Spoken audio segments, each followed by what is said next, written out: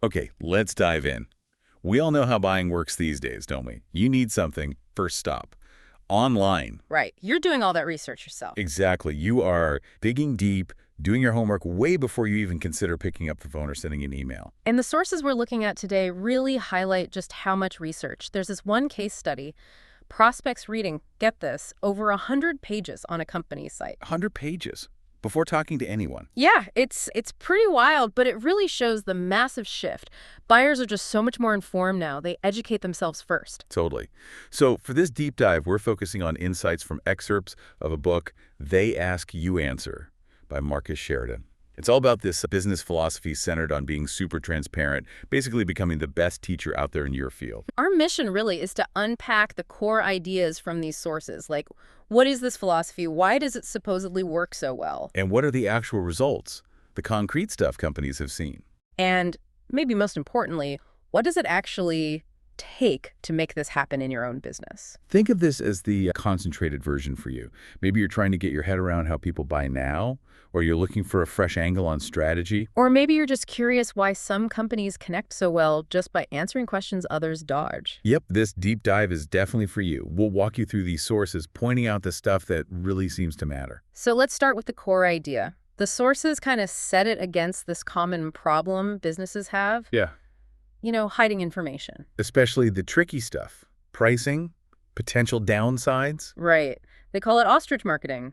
Just bury your head and hope nobody asks tough questions. Which seems optimistic. Very. Because the reality, like that 100-page stat shows, is buyers today ask those questions immediately. They're searching online. And if you don't give them answers, they'll just find someone who will. Plain and simple. Ignoring the questions doesn't make them go away. It just means you lose your shot at building trust. Right from the start. So the solution offered is the complete opposite. Embrace this.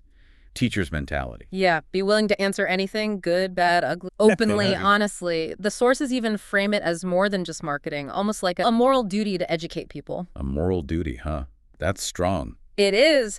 And the payoff, according to the material, is you become the most trusted voice. You attract buyers who are already educated by you, and they trust you because you were straight with them. Okay, so let's get specific. What are people asking? The sources boil it down to 5 key areas they call the Big Five. Right. These are the topics that pop up again and again when people are researching a purchase. You ignore these at your peril, basically. First one up, and maybe the biggest headache for businesses, pricing and costs. Yeah, it's almost always the first thing people want to know. But companies worry, right? If we put prices out there, we'll scare people off, especially if we're not the cheapest. But the source argues the opposite, that hiding costs is what really scares people away now. Yeah. It feels shady, untrustworthy. Exactly. Buyers expect transparency. Make them work for it, and they're gone. The River Pools example is pretty powerful here. Tell us about that one. Well, they were struggling apparently near bankruptcy, and kind of as a last-ditch effort, they wrote this article called literally, How Much is a Fiberglass Pool? Just answer the question directly. Well, not with exact prices because costs vary, but they detailed all the factors that influence the price, industry averages, where they typically land, total transparency. And the result of that one article? It basically saved their company, generated huge traffic, and they directly tied over $1 million in sales just to that single piece of content. Wow. $1 million. Yeah. And they mentioned another one, Technologies, a B2B company. They started ranking #1 for how much does it cost to build a mobile app? Why? Because no one else would talk about it openly online. So the takeaway is pretty clear. List your products, your services. Figure out what drives revenue. And then create content articles, videos, whatever that openly explains the cost factors. Don't hide from it. Make it easy to find. Got it.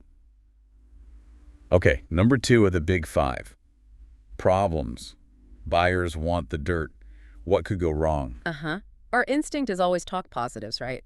Features, benefits. But smart buyers know nothing's perfect. They're actively looking for downsides, limitations, things to watch out for. So River Pools again, do they tackle this too? Oh yeah. They proactively wrote about potential problems with their own product type fiberglass pools.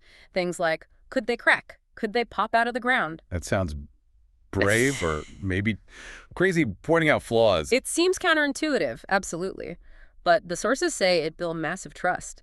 People searching for those specific fears found River Pools being honest about them.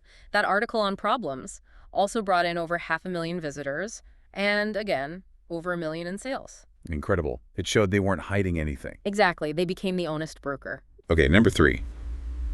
Versus and comparisons. Product A versus B, us versus them. Buyers do this constantly. They weigh options. If you don't help them compare honestly on your site, they'll just go somewhere else to do it. And you lose control of the narrative. So River Pools, Mhm. did they compare themselves to competitors? They did. Yep. Not just comparing fiberglass to vinyl liner pools, but also to concrete pools, which was apparently their biggest competitor type. On their own website, wow. Yeah, an honest comparison, pros and cons of each. And again, it didn't drive people away. It built trust. It showed they were confident and knowledgeable about the whole market, not just their own little piece. Okay, number 4, reviews. This feels a bit more standard, maybe. People trust other customers. True, but the sources push it further than just having testimonials. They encourage businesses to actually create content that is based on reviews or adopts a review style. How does that work? Well, the really interesting part is the idea of reviewing the best-in-class companies in your own industry, even competitors. Wait, review your competitors. Yeah, like writing an article, who are the best pool builders in Richmond, Virginia, and objectively listing and discussing other good companies, maybe alongside your own. That takes guts. Why would you do that? The thinking is, it makes you the ultimate authority. You know the landscape so well, you can even evaluate others fairly. And it attracts those buyers doing that very specific, high-intent search. Best pool builder near me. Apparently, competitors sometimes even thank them for it. Huh. Unexpected. Okay, 5th and final of the big 5. Best in class. Helping buyers find the best for them. Right. It's not just what's the best product. It's what's the best product for my situation. People are searching with For Me more and more. They want personalized guidance. So this leads into things like quizzes Yeah. or assessment tools on your site. Exactly. Tools that help people self-identify their needs so your website can guide them to the right solution or content for them. It helps them self-select, often before they even need to talk to anyone. So those are the big 5. Pricing, problems versus reviews, best in class. Address those, and you're speaking the buyer's language. Absolutely. It's the foundation of this whole approach, according to the sources. Okay, so you've attracted visitors by answering these questions. Yeah. How does this translate into actually closing deals? The sources say this content becomes like the ultimate sales tool. Yeah, this is where that line between sales and marketing just completely dissolves. Marketing, through this educational content, is doing so much of the selling before sales even gets involved.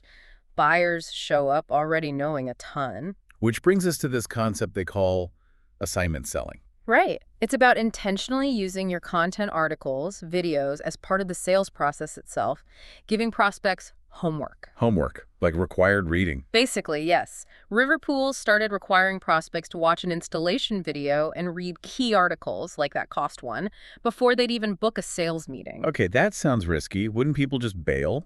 You'd think so, but the results they reported were, frankly, stunning. Prospects who did the homework specifically read 30 more pages on their site. Yeah. They had a 70% closing rate, 70%. Compared to what? Compared to about 25% for those who read less. And for those who refused the homework but still wanted a meeting, less than 5% closed. Wow. So the content wasn't just attracting leads, it was qualifying them. Massively. Precisely. It showed who was serious, who trusted them enough to invest time learning. It saved the sales team huge amounts of time answering basic questions. And they walked into meetings with people who were already halfway sold. Exactly. They mentioned a surgeon, Mr. G, who did tons of research online, consumed their content, and basically showed up knowing exactly what he wanted. The salesperson just had to facilitate the order. The content did the selling. In large part, yes. And think about it, the content is working 24/7. Your salesperson can only talk to so many people. Your website is educating prospects around the clock all over the world. It's like having a tireless sales army online. That's a good way to put it. So who creates all this amazing content? Is it just the marketing team locked in a room? No. And that's a really key point in the sources. That idea is outdated. The real experts on customer questions are the folks on the front lines. Salespeople. Service reps. Exactly. Sales, service, technicians, installers. They hear the questions, the objections, the worries every single day. They have the knowledge. So you need to insource it, get those internal experts involved. Yes. That's how you ensure the content is authentic, accurate, and actually answers what people are asking.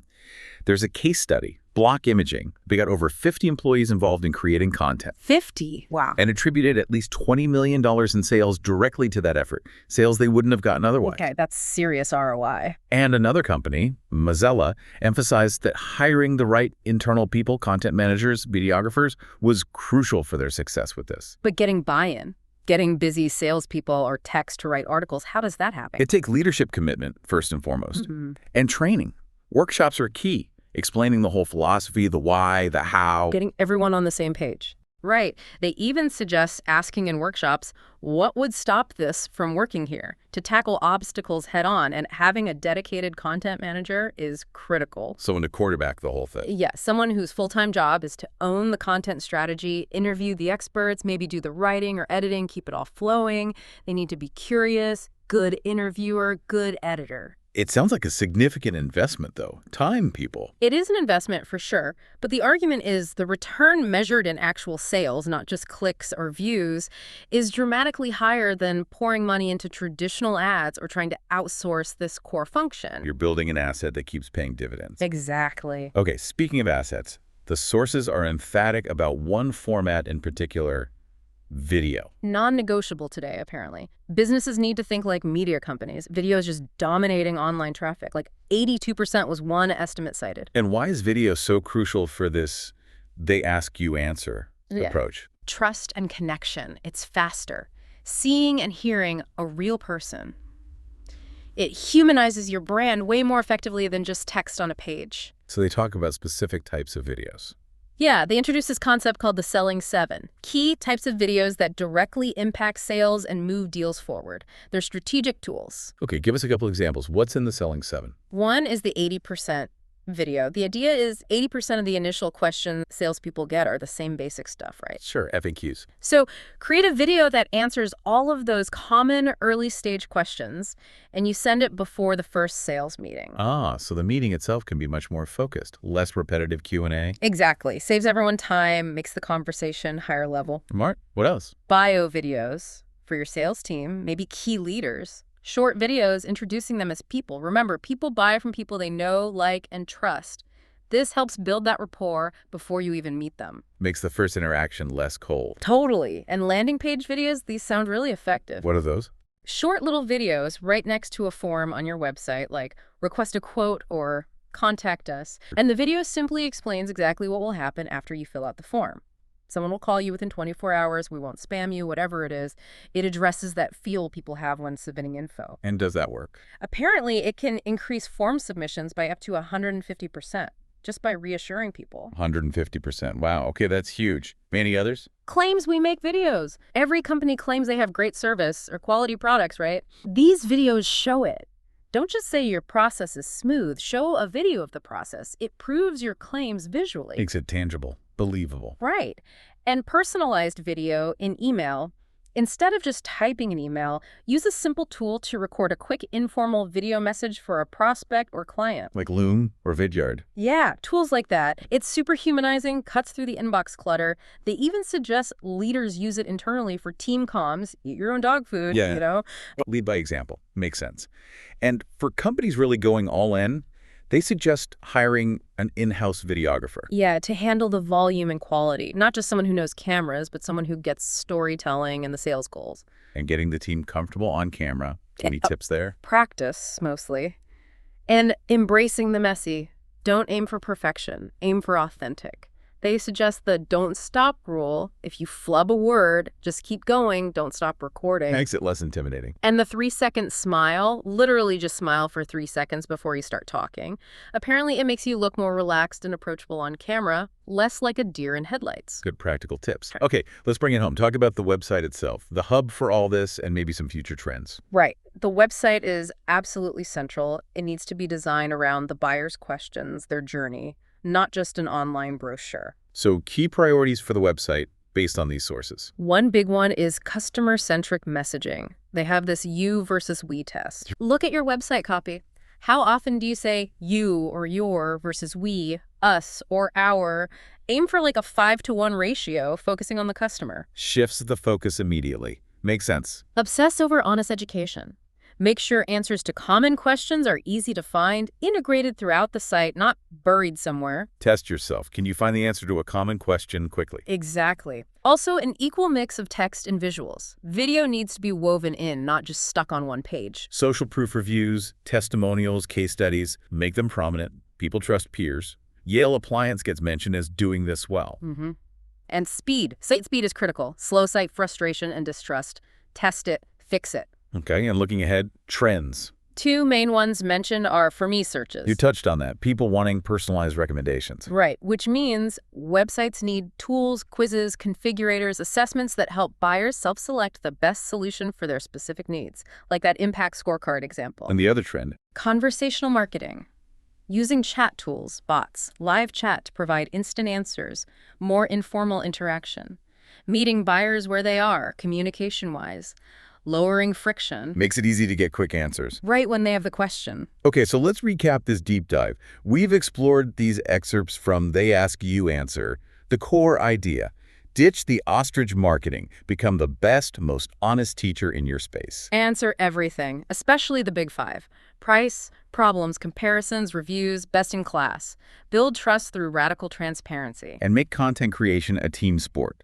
Involve your frontline experts, your subject matter gurus. Don't just leave it to marketing. Embrace video wholeheartedly. Become a media company because that's how people consume information now. Use those strategic Selling 7 videos. And we saw real examples: Riverpool, Segway, Block Imaging, Mozilla, Yale Appliance, showing this isn't just theory. It drives real results: more traffic, better leads, shorter sales cycles. And dramatically higher closing rates, like that crazy 70% number. It establishes you as the leader. The sources really emphasize that what honesty and teaching aren't new concepts.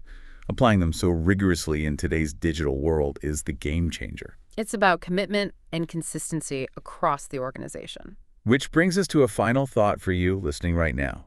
If becoming the most trusted voice in your industry just by answering the questions your buyers already have is the key to growth, what critical questions are you still hiding from?